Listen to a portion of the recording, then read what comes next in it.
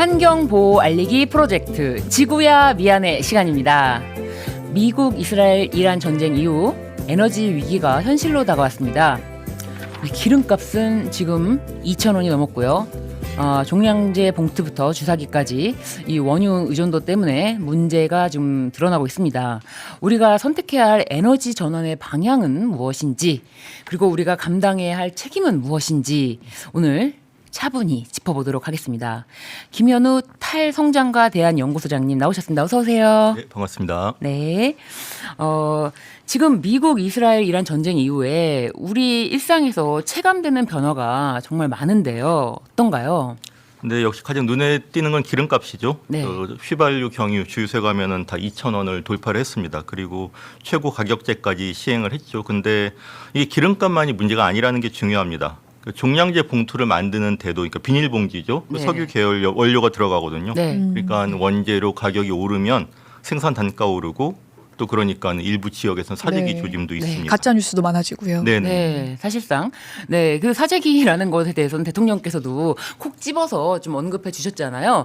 종량제 봉투 그게 떨어져가지고 쓰레기를 처리 못할 걱정, 네. 이런 거는, 그리고 처리 못할 걱정 플러스 종량제 봉투 가격이 오른다는 걱정, 네. 이런 건 하지 않아도 된다. 왜냐하면 종량제 봉투 가격은 사실상 이건 정부에서 관리하는 거잖아요. 네. 그렇기 때문에 이게 가격이 오를까봐 걱정하는 거는 이건 기우다. 네. 이것에 대해서 가짜 뉴스다. 종량제 봉투 비싸진다. 대통령이 이런 거. 나서서 해명까지 맞습니다. 하셨습니다. 그러면서 정부가 또 긴급 대책을 내놨거든요. 네.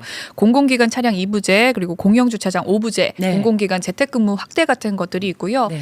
냉난방 온도도 엄격해졌습니다. 네. 공공기관은 여름에 26도 이상, 겨울에 18도 이하로 실시간 모니터링을 네. 하고 있다고 네. 할 예정이라고 하고요. 문 열고 냉난방하는 상업시설 단속도 강화가 됐고, 낮 시간에 세탁기와 청소기, 전기차 충전을 권장하는 곳도 있고요. 네. 태양광 발전이 가장 활발한 시간대에 전기를 쓰도록 유도하는 그런 방안들이 계속해서 나오고 있습니다. 네. 사실 지금 공공기관 차량 2부제, 공영주차장 5부제 이런 것 때문에 에너지 절감 이야기가 나와서 저도 대통령께서 이 이야기를 한 그날부터 불필요하게 차량을 가지고 다니지 않는 운동에 동참하고 있습니다. 운전을 그러면 좀 덜 하시는. 거의 그 뒤로는 네. 사실 운전을 안 하고 있습니다. 아. 다 대중교통으로 이용할 수 있는데 네. 내가 나 편하자고 이 차를 또 끌고 나오는 거는 지금 정부 정책이랑 맞지 않는다라는 마음으로 자발적으로 에너지 절감에 동참하느라고. 저는 기름값이 높아지니까 자발적으로 차에 손이 좀 덜 가긴 하더라고요. 그렇군요. 기름값 때문에. 네. 그리고 또 이제 에너지 절감. 손이 덜덜덜 떨리더라고요. 네. 그래서 이제 사실 공공기관 차량 2부제 이런 거 할 때 이 집 먼 사람들에 대한 그 배려는 반드시 필요하다라고 했는데 그런 건 당연히 예외 사항으로 자신이 이제 그 거리라든지 출퇴근에 대한 소명을 하면은 다 예외가 인정된다는 점도 말씀을 드리고요. 지난 3월에 전기 요금 개편안이 공개됐죠? 네, 맞습니다. 4월 16일부터 이미 시행 중인데, 네. 그러니까 예전에는 낮 11시, 12시가 제일 전기 소비가 많았거든요. 출근해서 에어컨 막 켜고요. 덥고 네. 겨울에는 이러니까요. 난방기 켜고. 그런데 지금은 그때가 전기가 남습니다. 왜냐하면은 태양광 발전이 이렇게 시납으로 늘어나다 보니까는 네. 태양광이 제일 활발히 전기를 오. 생산하는 시기예요. 그래서 그때가 오히려 전력량이 풍부하고 예비율이 높기 때문에 네. 그렇게 되면은 그러면은 이때 전기를 오히려 더 쓰게 하는 게 낫습니다. 그래서 이때 전기료를 저렴하게 하고 오히려 태양광이 발전이 안 떨어지는 밤 되는데, 시간대가. 그렇죠. 해가 졌는데 이제 퇴근을 해서 예. 막 밥 지어 먹고 가전제품 켤 때 그때 18시에서 21시가 전기를 오히려 더 많이 쓰기 때문에 그때를 비싸게 매기는 방향으로 그 전기요금이 개편이 됐습니다. 낮에는 싸지고 저녁에 좀 비싸지는 그렇습니다. 그런 방향이 되겠네요. 전기차 충전 요금도 달라졌다고. 네네. 네. 전기차도 마찬가지죠. 전기차도 봄, 가을, 그다음 주말 낮 11시에서 14시에 충전을 하면은 요금 할인을 받을 수 있습니다. 킬로와트 시당 40원에서 48원까지 할인이 적용되고 있습니다. 와, 40원에서 48원까지면 이거는 되게 할인율이 크네요. 그러니까 전기차가 지금도 네. 그 가솔린 디젤차보다 싼데 네. 더 싸지는 거죠. 그래서 전기차로 바꾸고 전기차를 많이 쓰는 게 좋다라는 또 시그널을 주는 효과도 있을 겁니다. 네. 그러면은 우리나라의 에너지 구조가 어느 정도인지 좀 이게 좀 설명이 필요할 것 같은데 어떤가요? 네, 우리나라에서 그러니까 최종적으로 쓰는 에너지가 아니라 들여올 때 네. 단계 에너지를 1차 에너지라고 하는데요. 네. 2024년 기준으로 석유가 37.6% 제일 많습니다. 그리고 자동차 연료가 제일 많은 것이고요. 네. 그다음에 석탄이 22%, 네. 천연가스가 20%, 그다음에 원전이 13%, 신재생 에너지는 아직 5.7% 정도에 불과합니다.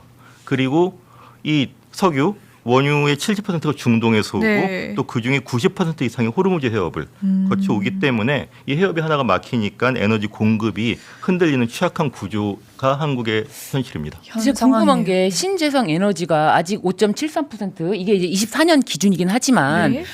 이렇게 이제 신재생 에너지 비율이 낮은데 이 낮에 태양광 때문에 전기요금 낮추는 게 가능한 건가요?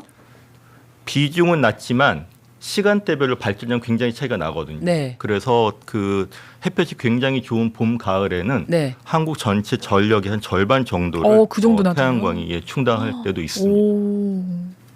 그러면은 일조량이 높으니까. 네, 전력의 절반 이상을 태양광이 충당할 때가 있으니까 그렇기 이거를 충분히 때문에 활용하자. 제주나 전남에서는 네. 태양광 전력이 너무 쓰는 거에 비해서 많아서 네. 그래서 이제 출력 제한을 하기도 하는 거죠.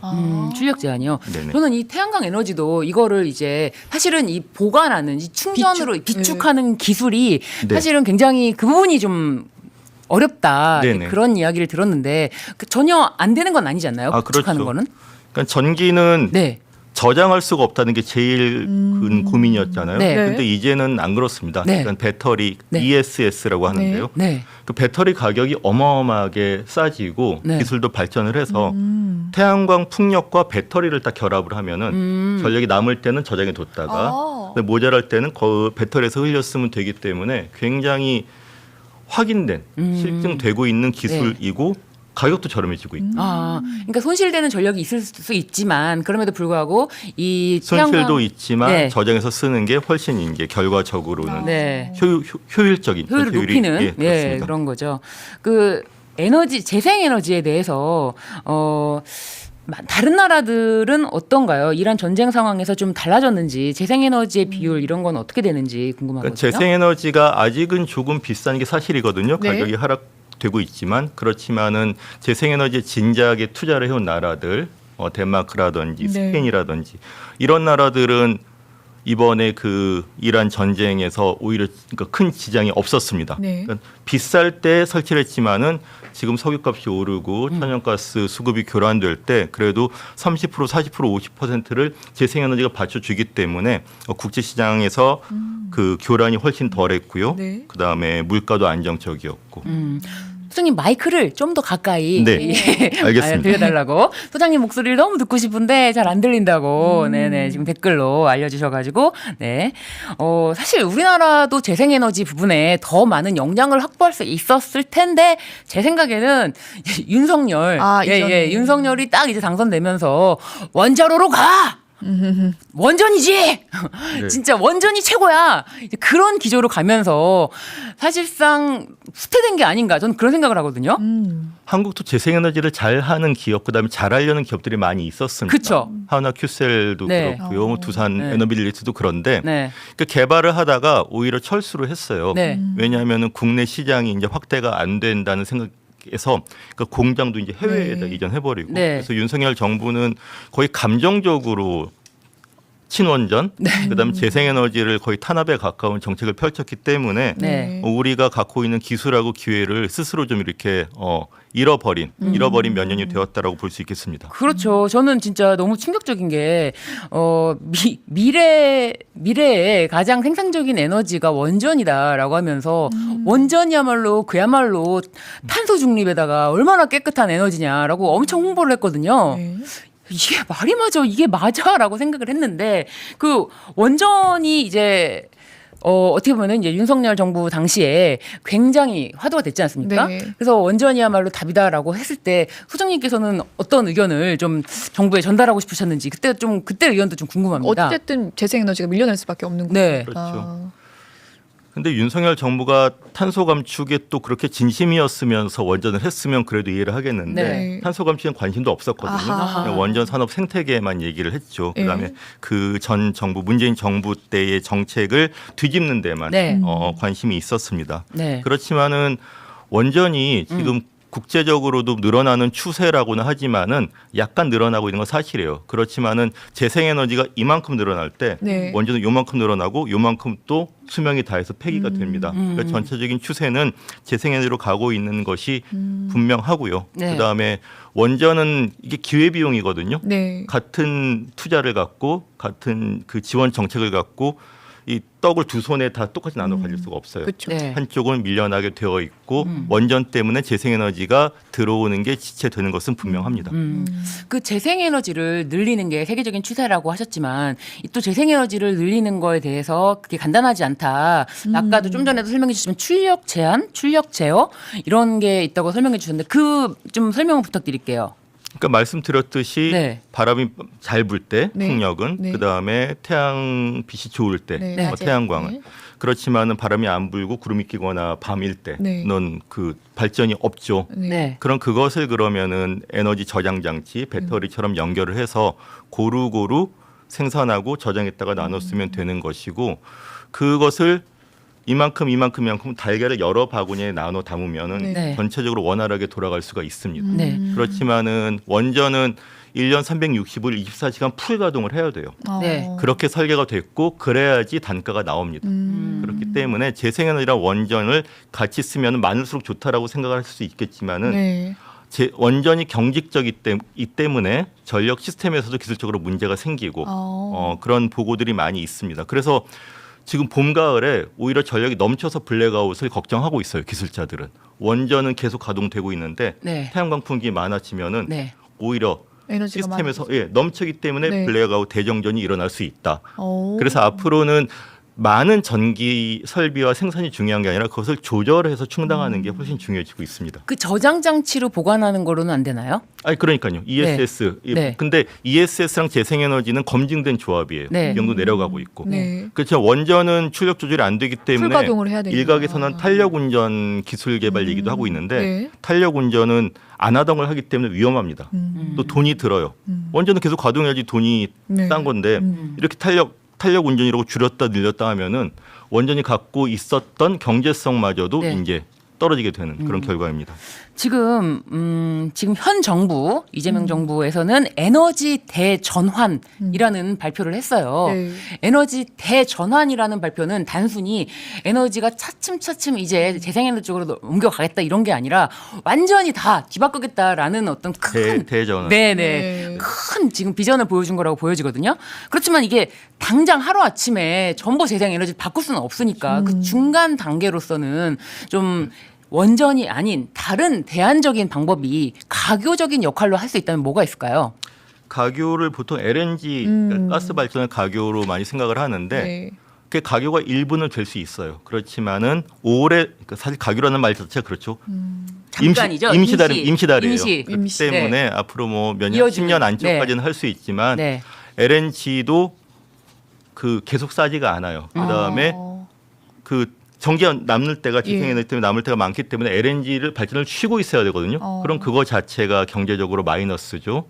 그다음에 LNG는 그 채굴 과정에서 메탄이 배출이 됩니다. 네. 근데 메탄이 CO2에 비해서 온실 효과를 20몇 배에서 80배 정도 많이 일으키거든요. 그러니까 LNG도 채굴하고 발전을 줄여 나가야 되기 때문에 그야말로 지금 있는 LNG 설비를 임시 방편으로는 당분간 쓸 수 있지만 LNG 발전조차도 점점 줄여 나가야 될 겁니다.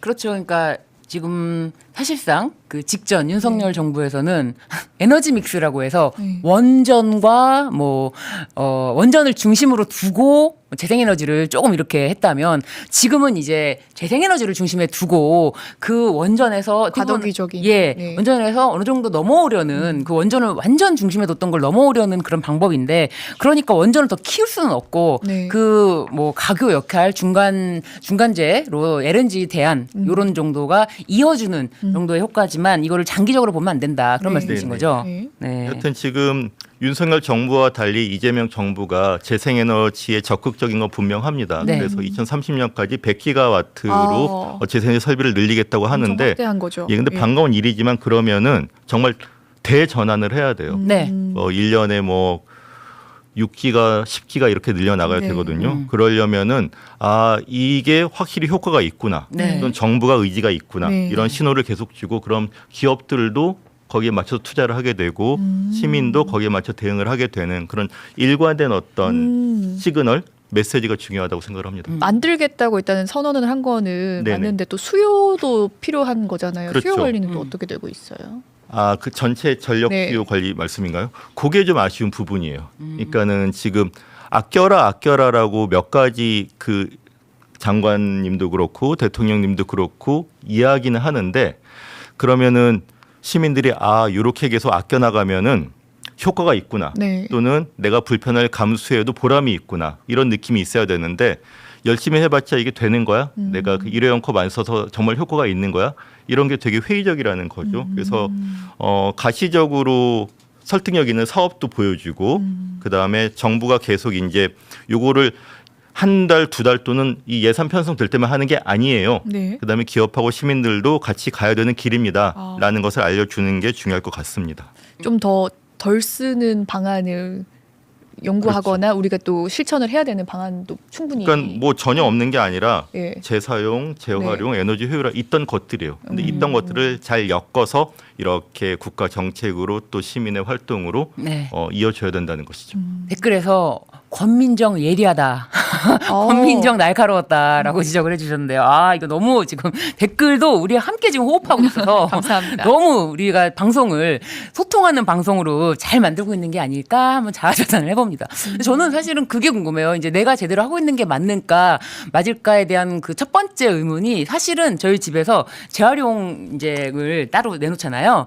재활용품을 분리수거할 때 내가 분리수거를 정말 난 철저히 다른 사람은 대충 한다 하더라도 그건 다른 사람 문제고 나만큼은 철저히 하고 싶다. 그래서 예를 들면은 뭐 택배가 왔어. 근데 비닐에 택배가 왔으면 그 택배 주소 있잖아요. 네. 주소 써 있는 부분 종이잖아요. 이거는 분리가 돼야 되니까 네. 종이를 별도로 네. 이제 오려요. 그 부분을. 오. 그래서 이제 비닐과 아예 분리. 그러니까 분리를 철저하게 하는 게 아주 기본이다. 기초다. 테이프하고 라벨도 열심히 다 뜯으시고. 다 뜯어요. 그렇죠. 예. 그러니까 그래야지 분리를 해야지만 이것이 의미가 있는 거지. 분리하지 않은 거는 분리하는데 비용이 너무 들지 않을까라는 저의 어떤 개인적인 그런 텀블러를 실천이거든요. 이렇게 가지고 계시군요. 네. 예. 근데 어떻게 되는 건가요? 그런 부분에 대해서는? 근데 지금 시민들이 불신을 하는 게 이렇게 네. 열심히 자기가 분리 배출을 해도 결국은 다 모아갖고선 그냥 쓰레기장으로 가는 거 아니야? 뭐 제대로 재활용이 될까 이런 그거는 의구심이 이제 실제로 있고. 미국에서는 그런 그건 일이 다 갖다 일어나더라고요. 네, 너무 재밌더라고요. 근데 한국도 네. 그 수거율은 굉장히 높아요. 분리 네. 수거율은. 그렇지만 실제 재사용, 재활용률은 유럽에 비해서 많이 떨어집니다. 근데 그거는 여러 가지 이유가 있어요. 근데 그 재활용 기술 투자도 해야 되지만 생산자한테 더 의무를 부과할 필요도 있습니다. 이만큼 플라스틱이나 병을 생산하는 만들지 업체에서 않게끔. 이만큼을 더 스스로 재활용을 해라. 그게 EPR 제도라고 하는데 생산자 책임 제도. 네. 그런 여러 가지 제도들이 있어요. 있는데 이게 이렇게 효과를 거두고 있습니다라는 것을 알려줘야 되고 또 더 세밀해질 필요도 있습니다. 제가 일본에 몇 년 전에 갔을 때 보니까 지하철역에 그 페트병 수거함이 있는데 통이 2개예요. 그러니까는 뚜껑하고 병을 따로 합니다. 왜냐하면 두 개가 재질이 다르기 때문에 다르죠. 섞이면 재활용이 어려워요. 그러니까 아예 시민들이 버릴 때 따로 버리게. 일본 더 근데 그거는 촘촘하네요. 좀 다른 것 같아요. 유럽에서는요, 그 뚜껑하고 그 병을 함께 꼭 같이 배출하기를 원해서 아예 만들 때부터 그냥 붙어 있거든요. 이제 그거는 재활용 분리 수거하는 업체에서 그만큼을 더 신경 쓰도록 지원을 해주겠죠. 하여간 그래서 유럽은 오히려 이 뚜껑이 분리되는 것 자체에 대해서 너무 신기하다. 해외에 나왔더니 이게 분리가 돼버리네. 그러면서 그리고 저도 우리나라 분리수거 정책상 그 뚜껑을 같이 버려라. 이제 우리나라 이렇게 따로 버려라라는 게 없어서 맞아요. 그거를 따로 버리진 않았는데 그 그냥 부분 플라스틱에 그냥 한 성분이 부분으로 다르겠지만 네, 어쨌든 네, 이제 그 부분이 다 이제 플라스틱으로 네. 들어가야 되니까. 그러니까 이게 방식은 여러실 수가 방식이 있어요. 좀 다른 게 그렇지만은 아닐까? 결과가 제일 네. 좋도록 설계가 되고 지원이나 그 역할 분담이 촘촘히 네. 돼야 되는 거죠. 저도 이제 해외를 많이 다니다 보니까 사실 이 쓰레기에 정말 진심인 나라는 우리나라 맞아요. 최고다. 예, 우리나라만큼 이렇게 철저하게 버리는 나라 저도 많이 못 본 것 같거든요. 그러니까요. 그래서 제가 최근에 일본도 다녀오고 대만도 다녀오고 막 했는데 또 이제 다른 나라도 이제 유럽도 이제 거의 매년 다니고 있는데 갈 때마다 느끼는데 정말 우리나라만큼 쓰레기 배출의 분리 배출에 진심인 진심인 나라는 없더라. 각 엘리베이터에 항상 붙여져 있잖아요. 집 아유, 엘리베이터. 시민들은 네. 이게 필요하다면은 네. 정말 잘 따릅니다. 네, 마스크처럼. 아, 네. 정말 마스크처럼 우리나라 최고다 그런 생각이 저는 진짜 진심으로 들어가지고 네 말씀을 드렸고 그리고 이제 에너지 전환만큼 자원 전환도 중요하다고 말씀을 해주셨는데 이 자원 전환에 대해서도 좀 설명을 좀 해주실 수 있을까요? 바칠라프 스밀이라고 네. 에너지 전문가가 계세요. 네. 에너지뿐만 아니라 모든 것의 전문가입니다. 막물 박사인데 박사. 이분이 이렇게 얘기를 해요. 네.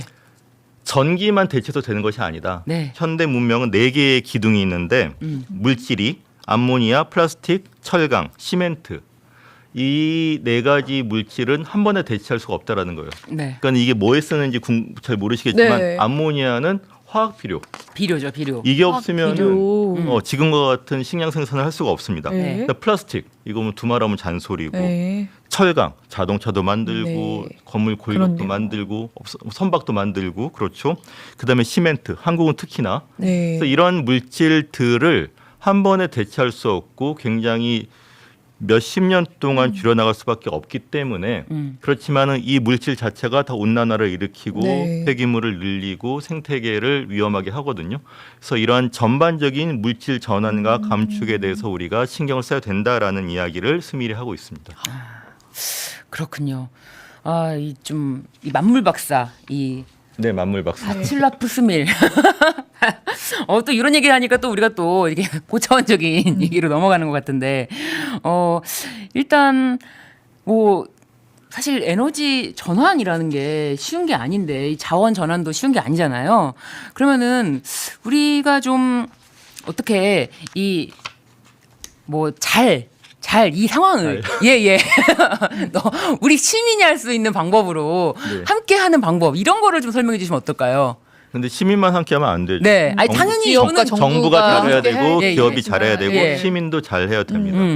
그래서 우리가 조금 더 큰 그림을 봐야 되는 네. 게 철강하고 플라스틱하고 네. 암모니아, 시멘트의 생산 소비량을 점점 줄여 나가야 돼요. 생산 소비량 네네. 자체를. 네. 우리는 지금 CO2만 줄이면 되나 화석연료만 줄이면 되나 아니거든요. 스밀 얘기가 바로 그것입니다. 네. 그러려면은 이 재활용 재사용만으로는 안 돼요. 네. 하나 말씀을 드리자면은 탈플라스틱 협약이라는 게 계속 추진되고 있습니다. 아. 그러니까 플라스틱으로부터 점점 벗어나자는 건데 그 국제 수준에서 이제 논의를 하고 있어요. 아직 결론은 못 내렸지만, 근데 선진국에서는 플라스틱 생산량 자체, 나프타 생산량을 줄이자고 합니다. 그럼 석유를 줄이자는 거죠. 네. 근데 산유국에서는 재활용률을 높이는 걸로 해결하면 안 되냐 이런 식으로 이견이 있어갖고 합의가 안 되는 것이에요. 그러면 몇 대 몇인가요? 약간. 투표까지도 못 가봤습니다. 아. 근데 이게 국제 협약이라는 거는 어느 정도 의견이 모아야지 이제 수치와 네. 문구가 나오는 것이거든요. 그렇기 때문에 우리가 전체 온실가스 탄소 예산이라고 하죠. 배출량은 이만큼 있어. 네. 이거를 2050년까지 제로로 만들어야 된다는 거잖아요. 네. 근데 그것도 쉽지 않았지만 이제 온실가스를 제로로 만드는데 다 동의를 하고 있어요. 네. 한국도 그런 의무를 하려고 하고 있고 네. 그럼 플라스틱도 어디까지는 정점이 있고 제로로 나가야 된다라는 이야기가 합의가 된다면 굉장히 큰 변화인 거죠. 그래서 탈플라스틱 협약을 제2의 기후변화 협약이라고까지 부르고 있습니다. 네. 24년밖에 안 남았거든요. 네네. 네. 그 안에 성공을 할 수 있을지 궁금하네요. 이번 정부는 아예 기후 에너지 환경부 네네. 이름을 바꿨잖아요. 네. 기후 에너지 환경부. 그래서 뭔가 기조가 좀 달라졌다 이렇게 느끼시는 게 있을까요? 그러니까 기후 에너지와 환경을 같이 다루면은 네. 한 부서에서 그러면은 더 효과적으로 토론할 건 토론하고 결론 내리고 그 규제 나지 촉진책을 더 합리적으로 만들 수 있을 것이라는 기대로 부처가 만들었죠. 근데 좀 쉽지는 않은 것 같아요. 그러니까 환경은 일단 보전하는 기능이고 기후하고 에너지는 관리하고 추진을 하는 부서인데 그러니까는 뭔가 좀 불협 포함이나 불만도 있는 것 같습니다. 그래서 사실 환경단체들은 네. 너무 환경 보전에 좀 소홀한 거 아니야라는 어떤 불만도 있어요. 근데 반면에 기후 에너지 쪽에서는 이 속도를 더 내야 돼라는 또 기대도 있는 게 사실이어서 이 부처가 잘 지금 개편이 됐고 효과를 보고 있는지는 좀 이제 평가 토론이 앞으로 필요할 것 같습니다. 근데 이제 소장님께서는 또 탈성장과 대안이잖아요. 네. 탈성장을 우리가 어떻게 이해하면 될까요? 그러니까 에너지 측면에서 또 이것도 부딪히는 부분이 있거든요. 네네. 에너지 얘기를 하는데 탈성장 이게 좀 부딪히는 부분인데 이걸 어떻게 우리가 이해하면 좋을지 설명해 주시면 좋을 것 같아요. 탈성장하면은 다 성장 포기하고 가난해지자는 거 아니에요? 겁을 내실 분도 아무것도 하지 마. 있을 텐데 네. 그건 아니고요. 아니에요. 더 재미난 걸 많이 하자라는 겁니다. 오히려요. 그러니까는 우리가 플라스틱 생산 소비를 줄이고 네. 혈강 생산 소비를 줄이고 승용차 이용도 줄이고 네. 그러면 우리가 큰일 나느냐? 아니야. 대중교통이 저렴하게 전기로 가는 네. 더 많아지고 그다음에 다회용기를 더 편하게 쓸 수 있고 네. 그러면은 우리는 도덕적인 가책도 덜면서 네. 네. 우리는 지구를 살린다라는 생각도 느낌도 갖게 되면서 더 즐겁게 우리는 계속 축제도 할 수 있고 네. 소풍도 갈 수 있고 마라톤도 할 수 있고 방학 때 휴가도 갈 수 있습니다. 그렇지만은 그런 방식들을 더 다른 방식도 있어. 네. 우리가 일회용품에 엄청나게 쌓여서 살지 않아도 돼라는 방식들을 가르쳐 주는 게 저는 탈성장이라고 생각을 하고요. 그래서 그게 뭐 완전 새로운 게 아니라 그러니까 기본소득 정책이라든지 네. 아니면 돌봄 나눔 공유 경제 네. 이런 비율을 10% 20% 30% 늘려나가면은 네. 다르게 살 수 있는 더 재미난 방식이 많이 있네라는 것을 발견하게 될 것이라는 게 저는 탈성장이라고 설명을 하고 있습니다. 그러니까 당근 온도를 높여보자 뭐 이런 거라던가. 그렇죠. 네. 네. 요즘 자전거나 이런 걸 많이 타시는 분들도 많으신데 따릉이를 많이 이용하자 뭐 이런 것들이 또 네. 대안이 될 수 있을 것 같아요. 네. 그래서 에너지 살림살이라는 표현이 있는데 이 에너지 살림살이는 실제로 우리 살림과 직접 연결이 있을 것 같은데 어떤가요? 지금 장바구니 되게 걱정하잖아요. 네. 그게 살림살이죠. 근데 에너지는 한국이 대체로 지금도 너무 저렴합니다. OECD 평균보다도. 네. 그러니까 요거는 그냥 고지서 심지어 자동이체잖아요. 네. 얼마 나오지도 않고 알아서 하면 되는 거고 통신 요금보다도 적어요 사실. 그건 그러니까 그래요. 이거는 네. 알아서 하면 되고 나랑 상관없어라고 생각을 하는데 근데 무조건 에너지가 우리한테 많아서 좋은 게 아니에요. 그 집에 냉장고가 큰 냉장고 하나, 김치 냉장고 하나 있으면 대체로 별 문제 없어요. 무한히 많은 냉장고 필요한 집은 없어요. 무한히 많은 와인 셀러가 필요하지도 않습니다. 네. 우리의 행복은 어느 정도 수준 이상이면 더 늘어나도 더 행복이 더 늘어나는 것도 아니거든요. 네. 그래서 그 안에서 우리도 에너지 살림살이에 동참을 하자. 근데 그것이 아까 얘기했던 전기요금이 싼 낮에 전기차를 충전하고 전기 제품을 쓰고 저녁에는 줄이고 이게 국가의 에너지 살림살이에 가게도 개인도 동참을 하는 거죠. 그런 네. 체험이 더 많아지면 좋겠습니다. 네. 좋은 말씀입니다. 그러니까 전기 요금이 생각해 보면은 피크 때 그 한여름에는 에어컨 너무 쓰면은 전기 네. 폭탄 나온다. 이래서 줄이고 겨울에는 또 가스 너무 많이 돌리면은 이거 지금 가스 요금 폭탄 나온다 그래가지고 그때 줄이듯이 이렇게 진짜 어떻게 보면 봄 가을에는 아무 걱정 없이 살았던 것 같은데 그러니까 그거를 네. 폭탄으로 받아들이지 말고 이렇게 정부하고 한전도 그 정보를 잘 알려주고 네. 이렇게 하면은 너무 춥고 덥게 살지 않아도 되도록 적절하게 에너지를 쓸 수 있다라는 게 이제 같이 호흡을 맞춰갖고 걸어나갈 수 있어야 되는 것이죠. 네, 좋습니다. 오늘 여러 가지로 우리 삶에 밀접하게 그 에너지와 관련해서 이야기를 또 나눠봤습니다. 사실 에너지라는 게 이렇게 정부에서 뭐 에너지 대전환 이런 발표를 하면은 그래 이건 나랑은 직접적으로 연결이 없으니까 좀 먼 얘기 같고 네. 굉장히 좀 그냥 허공에 대한 이상적인 이야기 같았는데 오늘은 나의 살림, 에너지 살림살이까지 한번 이야기를 나눠보니까 굉장히 밀접하게 이야기를 나눠본 것 같습니다. 지금 기름값 오른다고 많은 분들이 걱정하시고 계셨을 텐데 이게 지금 우리 생활 방식 전체와 연결된 이야기라는 거 다시 한번 느낄 수가 있었습니다. 김현호 소장님 오늘 정말 말씀 감사합니다. 네, 감사합니다. 네.